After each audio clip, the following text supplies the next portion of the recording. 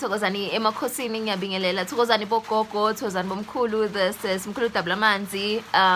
Some of you know me as Nkosazana Robin. Thokozani niyaphila niyaphila bogogo.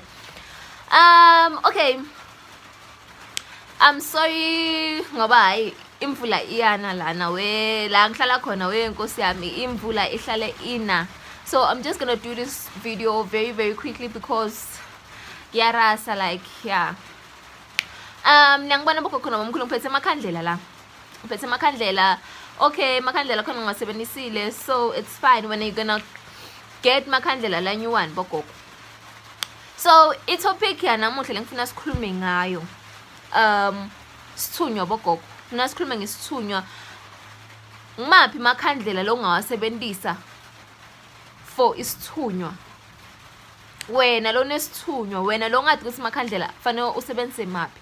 Wena lo sayicala le ndlela o wena lo ngati. Let me put it like that. Wena lo ngati. So la makhandlela nakhona futhi you can add kulawa, but for starters kakhulu ngicela ukuthi usebenzise lawo.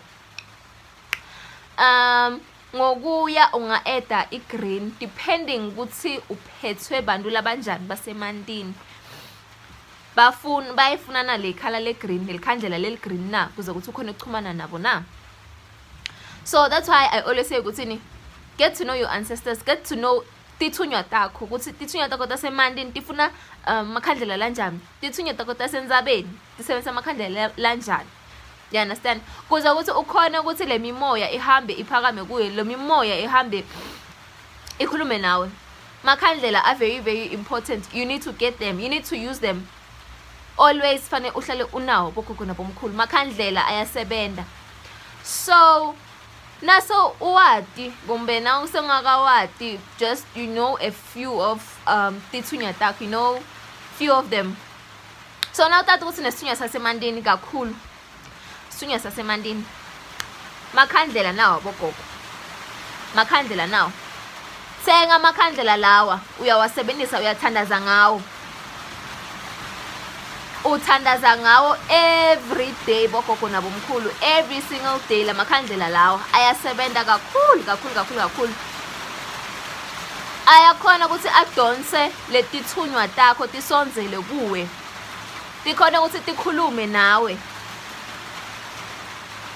La ungativa etindlebeni tikhuluma nawe utokhona ukutibona nawulele bogogo nabomkhulu. So now nesithunywa sasemandini, make sure ukuthi whenever you pray bogogo nabomkhulu, there's a glass of water. There's a glass of water. La uthandazela khona, la ulayithe khona makhandlela akho. Fanele hlale kune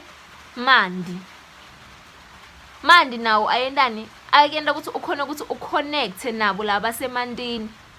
La bantu bakini. Le mimoya le ingimbethe, letithunywa letingimbethe kumbe lesithunywa lesingimbethe bogogo nabomkhulu. So thenga likhandlela lelimhlophe, thenga likhandlela leliyellow, thenga likhandlela leliblue. Ungashodi akuhlale kusobo bogogo nabomkhulu. Utongibonga. And then another thing lengicela kun advice kuyo ukuthi tithunywa takhuluma bogogo, bayakhomba amajazi, bayakhomba tiphika, bayakhomba konke lebakufuna kuwe, but how far? You can say ukuthi mina isithunywa sami in nananye, isithunywa sami in nanane. The reason why you are always complaining is that awulaleli. Bakhombile amajazi, bakhombile tiphika, but you have not even started. Kumbe uqalile but awunamdlandla bogogo nabomkhulu. So you need to buy those things kuze isithunywa sakho sihambe sikhulume nawe. Uyenese leyo bhidane usebende bogogo nabomkhulu. Thokozani bogogo, thokozani bomkhulu emakhosini ndawuwe. Makhosi.